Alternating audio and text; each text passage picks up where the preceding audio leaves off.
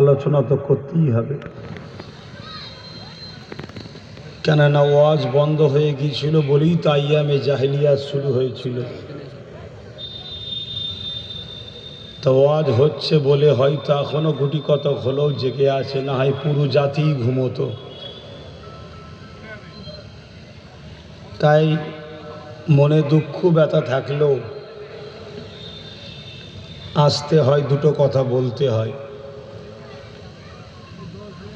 তো এসেছি সংক্ষেপ সময় দুটো কথা বলবো। দোয়া করেন আল্লাহ আমাকে কোরআন সুন্নাহর উপরে দু কথা বলার তৌফিক দেন, বলুন আল্লাহুম্মা আমিন। তবে যারাই আসছেন এটুকু মাথায় খেয়াল রেখে আসবেন, এটা ইসলাম ধর্মের একটা ধর্মীয় মাহফিল। এখানে কারো কথা চলবে না।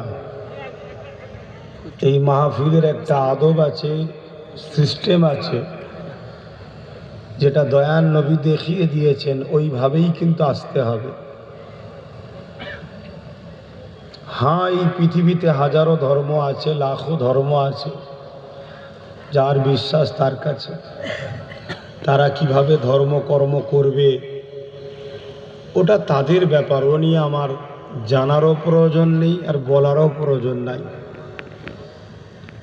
কিন্তু আমরা ইসলাম ধর্মের অনুসারী, আমরা খেয়াল খুশি মতো কাজ করলে হবে না। ওটাকে তুলে নাও, নিয়ে অন্য জায়গায় বাঁধো।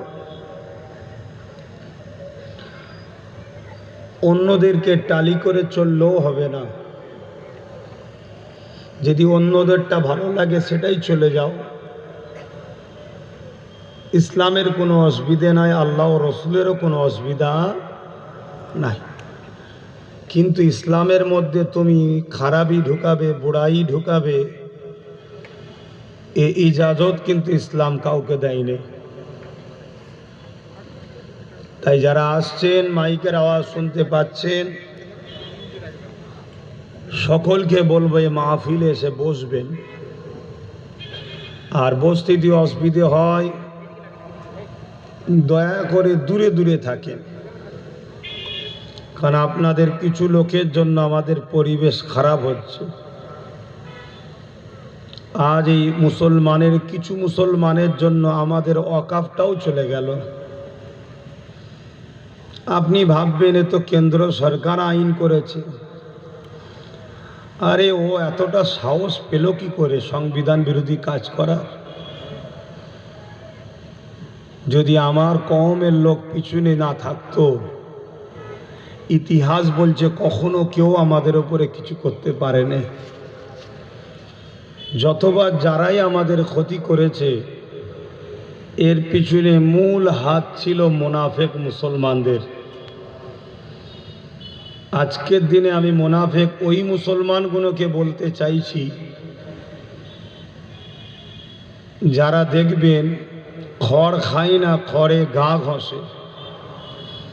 এ সমাজকে শুধু বোঝাতো বাবারা রাজনীতি করো না, রাজনীতি করো না, আর শয়তানগুলো হারামখোরগুলো নেতাদের সঙ্গে হারামের টাকা নেবে বলে দালালি করত। আমি ওই মুনাফেকগুলোর কথা বলছি। আজ যদি সবাই মিলে জাতিকে বোঝাতো যে বাইরে 10 কোটি 20 কোটি 50 কোটি থেকে লাভ নেই, ভেতরে 50টা পাটা যেখানে কাগজ কলম হয়, তাহলে লাভ হতো না? হতো না।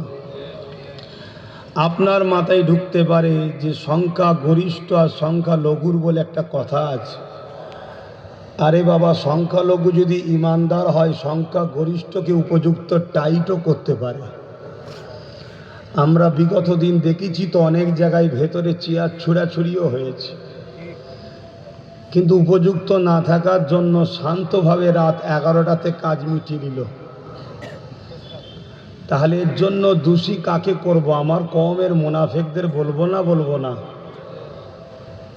কিন্তু বড় ব্যথা বেদনা, কি আর করা যাবে? হয়তো কারো মনে পড়তে পারে আর কি কিছু করার নেই, আছে, এখনো আছে। প্রথমেই একটাই কাজ করো, কোমরটাকে আগে মজবুত করো। আগে কোমরটাকে মজবুত করো, নিজেদের দল নিজেদের লোক তৈরি করো। কিন্তু তোমাকে তো সেই মুনাফিকরা একটাই বুঝাবে, তোরা করতে গেলে অন্যজনরা এসে যাবে, তোরা করতে গেলে অন্যজনরা এসে যাবে, না এসেই আর বাদ কি রয়েছে।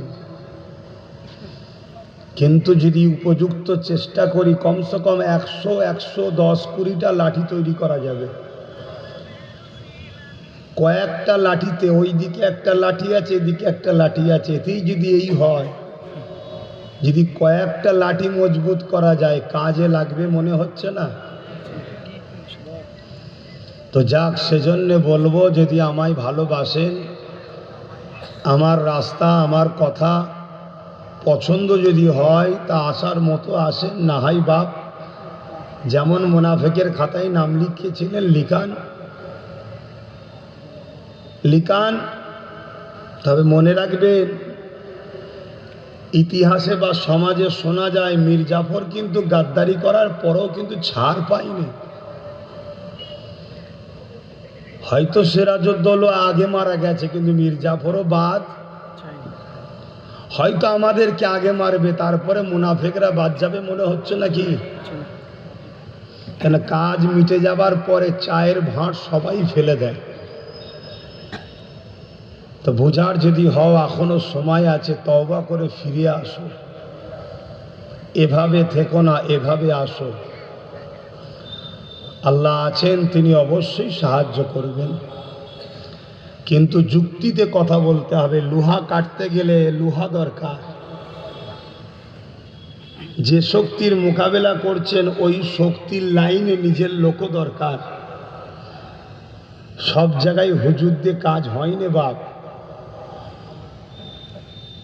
যদি সব জায়গায় হুজুর দিয়েই কাজ হতো, তাহলে আমার নবী কেন 10 বছর রাষ্ট্রপ্রধান হয়ে রাষ্ট্র চালানো শিখালো? কি জন্যে শিখিয়েছে? উম্মতকে শিক্ষা দেয়নি যে বড় বড় জালিম রাষ্ট্রগুলোকে একজন রাষ্ট্রপ্রধানের পক্ষ থেকে চিঠি গেলেই গুরুত্ব হবে। কেন, হুজুরকে তো সবাই মানে না, যে মানে তার কাছে হুজুর। কিন্তু রাষ্ট্রপ্রধানের যখন একটা চিঠি যাবে, সে চিঠির গুরুত্ব আছে না নাই? কথা বলেন। এগুলো থেকে আমাদের শিক্ষা নিতে হবে। তো যা, গতকালকে আমি একটা জলসায় গিয়েছিলাম, এমন ঘোঁজের মধ্যে করেছিল, আর মানুষও হয়েছিল প্রচুর। এমনি গরম, আবার নিঃশ্বাস। আমি পুরো ভিজে গিয়েছিলাম, সেই ঘাম শরীরেই শুকিয়েছে। তাই